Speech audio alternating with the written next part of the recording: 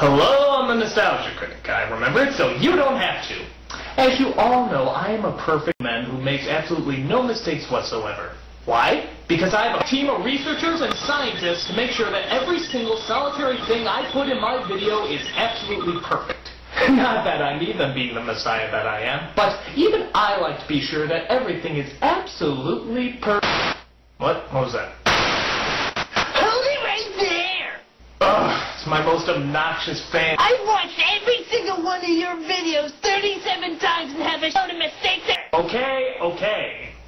As you probably guessed, I don't have a team of researchers and scientists to check over everything I do. It's all just me or the occasional onlooker. So, every once in a while I make one or two little mistakes. 35,670 to be exact. Alright! So, to make up for all my little faults, what do you say we take a look back at all the times I messed something up? Let's, Nostalgia Critic, let's.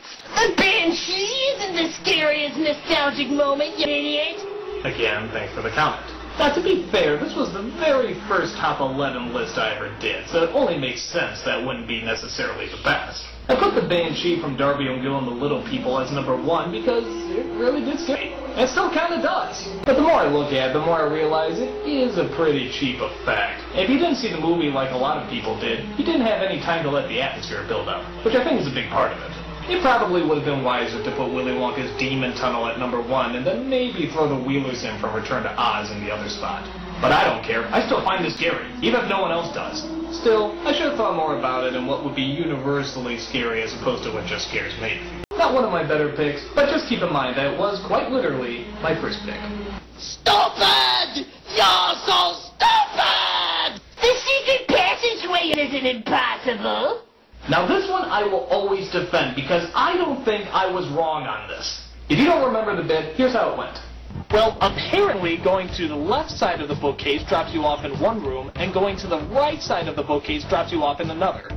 That's just impossible! I mean, think about it! If a bookcase opens up, it spins around in a circle. So that means that there can only be one room, because if there's a wall separating the two rooms, the bookcase wouldn't open! Now, a lot of people have told me that it can open up and lead to two different rooms if the wall dividing the two rooms stops at just where the bookcase stops turning. True, but here's my argument. If the wall only goes that far, then technically you can just turn the bookcase back a bit and easily squeeze into the other room. Meaning you're not just limited to where the bookcase leads you. The only way you couldn't get through this room is if you were the size of a hippo or something. And you're not. You're the size of a little kid. So in my opinion, this still makes no sense. But to the credit of those who complained about this, I guess I could say that maybe I could have explained it a little better. And that technically can count as a muck-up. There was a forklift, not a bulldozer. Yes, this is one of my more obvious mistakes. You don't have to be a construction worker to know the difference between a bulldozer and a forklift. And for some reason, I in fact did call a forklift a bulldozer. I don't know what I was thinking. It's so obviously a forklift. How could I get that wrong? A bulldozer! I'm driving a bulldozer!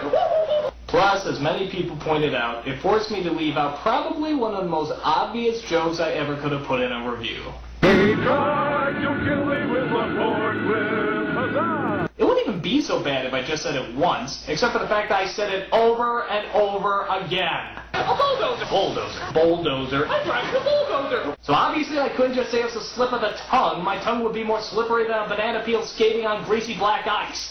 That was forced. That wasn't our Carney and Last Action Hero.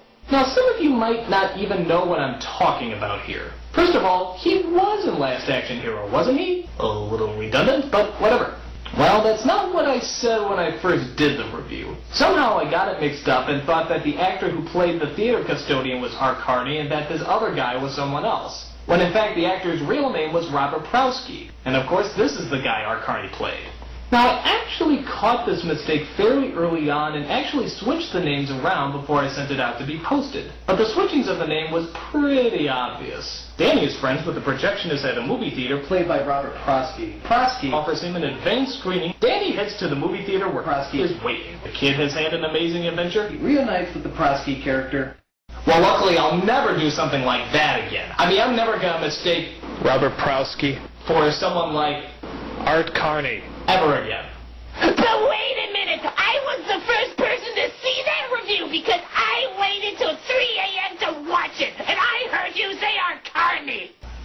Actually, he's right, because for a whole entire day, the wrong version was out. So thousands of people constantly heard me call the wrong guy Arcarney over and over and over. But in all honesty, this wasn't my fault. I sent the corrected version in, but the person who was posting videos at the time accidentally posted the wrong one.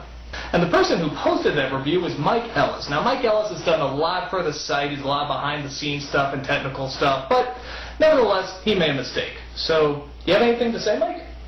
I certainly do.